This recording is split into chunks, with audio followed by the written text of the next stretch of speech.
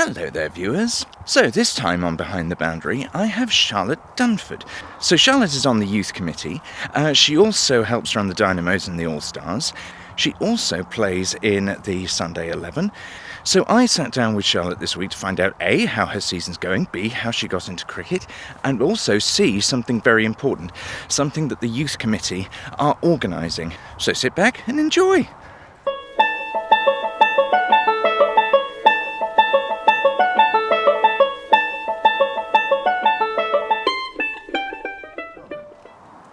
Hello. Firstly, how's your season going? Yeah, good. So you obviously largely play academy games and Sunday games, and are an amazing bowler. Oh come on, you've done really well this season. I've taken a few wickets. It's taken a few wickets. Yeah, it's definitely been my best season. And skills with the bat. Better not said. Not said.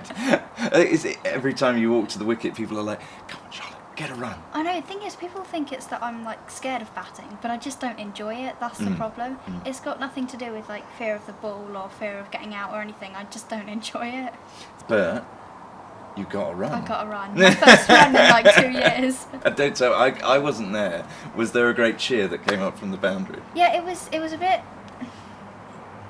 It was a bit dull for me. Like I hit the ball, and I think Jonathan was on the other end, and I sort of hit it straight to a fielder, and it went past him. And Jonathan was like, "Run!" And I was like, "Oh yeah!" I sort of ran. That's what we do. I ran, and then everybody cheered, and I was like, and then Alan went, "Well done," because he was umpiring, and I was like, "Oh yeah, I did get a run." Tell me, how did you get into cricket? Don't remember. It's been a while. I think. Well, my dad's played since he was a child. My granddad, his dad, played, and he used to play. I mean, obviously, you could do it back then in like the 50s, but he would play if they were short when he was like 12. Yeah. So he's just played, but he never pushed me. Like that was his big thing, like never forcing me into it. But then one time when I was like 5 or 6, he was like, "Right, I'm off." I was like, "Where are you going?" "To the cricket club." I was like, "Can I come?" And he was like, "Yes." So, took me along, and I went and did training and got coached by Dimmers, who was my first ever coach. Oh, seriously? Our glorious president.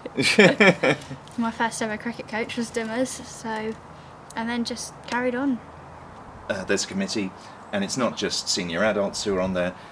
There's a youth part of the committee as well, and you're very much part of that. Yeah. So tell us a little about what you guys do. Is it you, Tom and Cam? Me, Tom, Cam and Jonathan. And Jonathan. The aim was to just get a couple of people together, come up with an idea of something we wanted to fundraise for, so like this year it's the nets, work out how we wanted to do that. We were each supposed to come up with like an idea each, but everything that we fundraised, we would put the money towards something that we wanted, so it didn't just go in with all of the money that the adults have raised, because that way we could buy it and it would benefit the youth. So basically what this is, viewers, the youth committee have come up with the idea that we have nets at the moment, they're subpar, but what we really want, and what a lot of teams actually have, are roll-on nets that we can take onto the field and use on the main ground itself. Yeah. That's right? Yeah.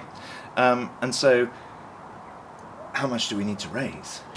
Just as much as we can at the moment. There are some nets that are like £500, some that are £700, some that are £1,000 plus. So just as much as we can, so that then we can go for the best quality. What ways are we trying to raise it? Well, we've got our fancy dress fundraiser on the 29th. We've got the raffle that we're holding, so raffle tickets, that's selling. We've sold over 150 maybe, just under, but that's really helped because we've actually raised 645 or something like that pounds already. And with the raffle, yeah. What are these amazing prizes that people can win? Well, we've got some prizes from different companies. We've got a lot of gift vouchers. We've got some shoe vouchers totalling £250. We've got a Black Knight bat. That's a juniors one, so people with children can go for that one. We've got stuff from like Ted Baker, some bags and stuff, barbecue tool set, just a lot of gift vouchers and stuff. If anyone out there, generous out there with deep pockets would like to help, is that the best way that they can do so? Just that's send us checks or is raffle tickets? Raffle tickets, checks, whatever, anything. So if you'd like to help us, that would be absolutely fantastic. We would be immensely grateful. Why was the Phoenix such an important venture in the first place? Well, it was so important mainly for us because it was an idea that Rob had back in, I think, August last year, maybe early August, and we were like, oh, that's fantastic, that's brilliant. But it wasn't really a possibility or anything that was actually going to happen. It was just an idea. And so it was really great to see that come from an idea to something that actually happened when it had a name and a logo and everything and members, and now it's like a proper club. We've got 2 teams, and it's just amazing to see how far it's come. Like 140 members, something along those lines. It's amazing in 1 year, isn't it? What excites you most about the Frimley Phoenix? How together the club is. Everybody's so friendly. Everybody's so we're all just like one big family. Well, thanks very much to Charlotte. She was incredibly nervous but has a heart of a lion. And just as I sat down to edit this, we had the fantastic news that there has been £200 worth of sponsorship from Ryman's. So thank you very, very much for that. And yes, any help that you can give us towards this great project will be absolutely fantastic and help this club just have the facilities that it needs to build a fantastic programme, both senior and junior, in the future. Thanks very much. This is Behind the Boundary, and join us for the next video. Ta-ra!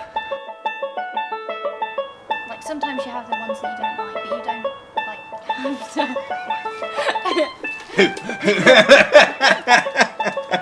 That really would be a Behind the Boundary special.